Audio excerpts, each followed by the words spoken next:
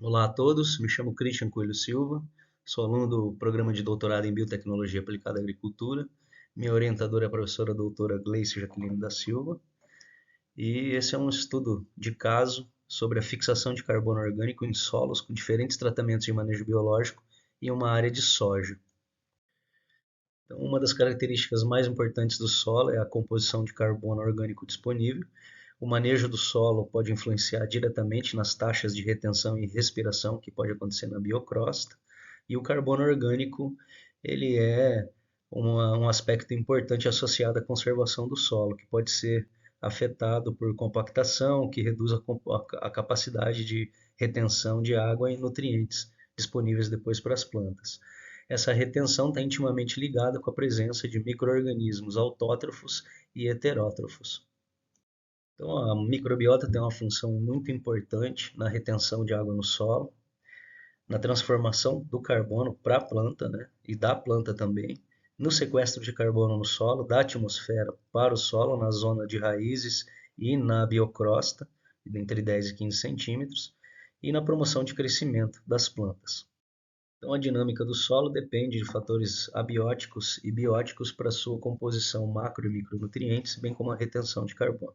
Então, para os tipos de micro-organismos no solo, os quimiautotróficos e os fotoautotróficos, a fonte de carbono é o carbono inorgânico e geralmente é absorvido da atmosfera.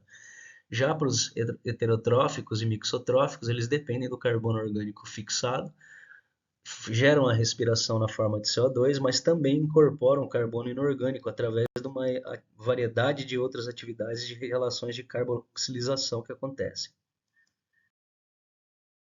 Então, os mecanismos de ciclagem são diversos, onde pode acontecer uma absorção, retenção no solo e posterior respiração.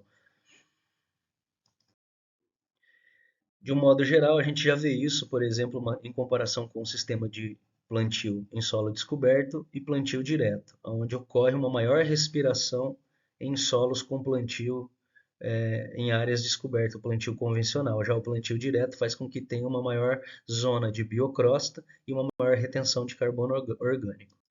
Nesse relato de caso, nós fizemos uma comparação entre duas áreas divididas em parcelas na região de Campo Mourão para a cultura de soja. O delineamento experimental foram em parcelas de 20 por 20 metros, buffers de 10 metros, com 3 tratamentos, utilizando o químico convencional mais bactérias, chamado agrocelos, o mix de micro-organismos diversos, chamado manejo agrocelos, e um terceiro tratamento, com o manejo Hydrobi, que também utiliza micro-organismos. Fizemos uma medição da variação de macro e micronutrientes para as duas áreas.